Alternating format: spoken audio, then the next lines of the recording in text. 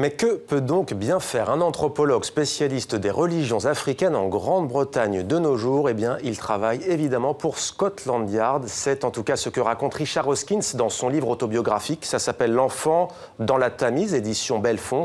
Le sous-titre brosse le portrait d'un seul trait: meurtre, rituel et sorcellerie au cœur de Londres aujourd'hui.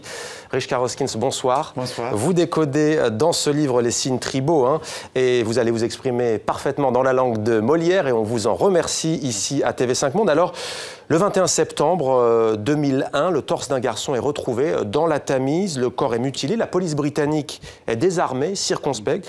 Elle fait appel à vous, qui êtes anthropologue à l'université d'Oxford. Voilà, c'était pour moi, j'étais là à l'université en Bath avec une vie assez tranquille pour Classique, moi. Ouais. Oui, et voilà, j'ai reçu l'appel et ma vie a changé de ce moment-là.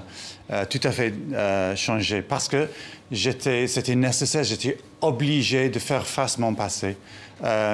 Et j'ai pris mon passé jusqu'au présent pour l'enquête. Et voilà, tout a changé après ça. Mais qu'est-ce qui vous amène alors à penser à ce moment précis, lorsque Scotland Yard vous contacte, qu'il s'agit en effet d'un crime rituel? Oui, mais à ce temps-là, ils ont pensé que peut-être c'est un crime avec une origine d'Afrique Sud. Mais j'ai étudié tout ça, j'ai fait la recherche, les spécifiques du cas. C'est ça que je décris dans mon livre, bien sûr. Ouais. Il y avait des détails de ce cas qui n'étaient pas typiques pour les rituels de l'Afrique Sud. Alors, ça me poussait de chercher des autres régions, des autres pays, oui, voilà. Et c'est ça que je décris. Et ce pays, c'est donc un pays que vous connaissez particulièrement, puisque vous y avez vécu. Il s'agit du Congo, actuellement la République démocratique du Congo. Bon, il y a des cas de Congolaises, bien sûr, dans le livre, mais ça que j'avais confronté pour moi-même, j'étais obligé de faire face. C'était dans mon passé, c'était un type de meurtre rituel, c'est-à-dire le sacrifice. J'étais sûr que ces signes que j'ai trouvés au torse étaient vraiment typiques d'une certaine sorte de sacrifice.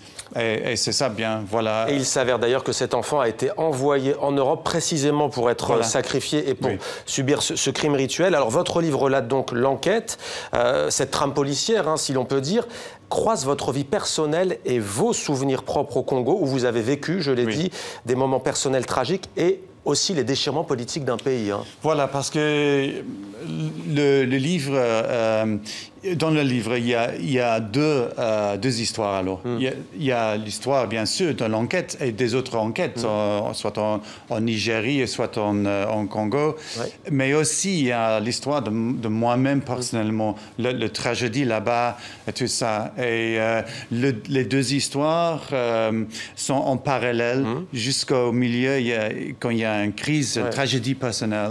Et ça m'informe, ça me donne des idées pour l'enquête. Et on ne va pas tout dévoiler ce soir, bien entendu. On va laisser les téléspectateurs le lire.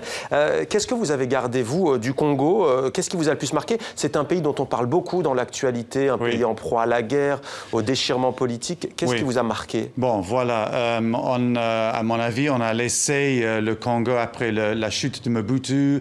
Il y avait beaucoup de problèmes, une crise phénoménale là-bas, avec la guerre, avec les problèmes, les crises économiques, politiques, avec les enfants de soldats, tout ça.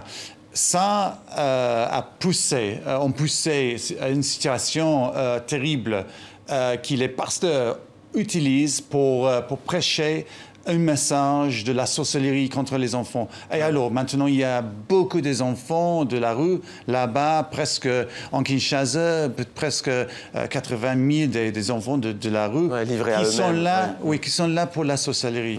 Alors, ce qui est pour autant assez fascinant, et c'est remarquablement fait, c'est que vous n'êtes pas dans le jugement de valeur. Vous ne jugez absolument pas une pratique, une religion, une coutume, en l'occurrence africaine. Vous essayez, vous, d'apporter des clés pour que l'on comprenne mieux, en fait, ce phénomène qui, selon vous, prend de l'ampleur en Europe. Ça, c'est mon méthode, parce que j'adore les cultures.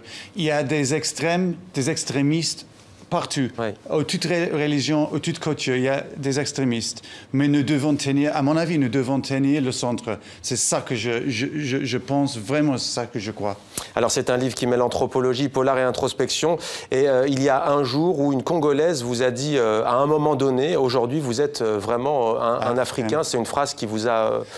oui. Marqué, c'est un tournant dans votre vie? Absolument, parce que... Mais c'est pas possible, bon, je ne sais pas si c'est pas tout à fait possible pour un blanc d'être un Africain, mais c'était un voyage. J'étais là comme... je suis arrivé là-bas comme étranger, mais je suis devenu plus en plus africain. Et proche des Congolais.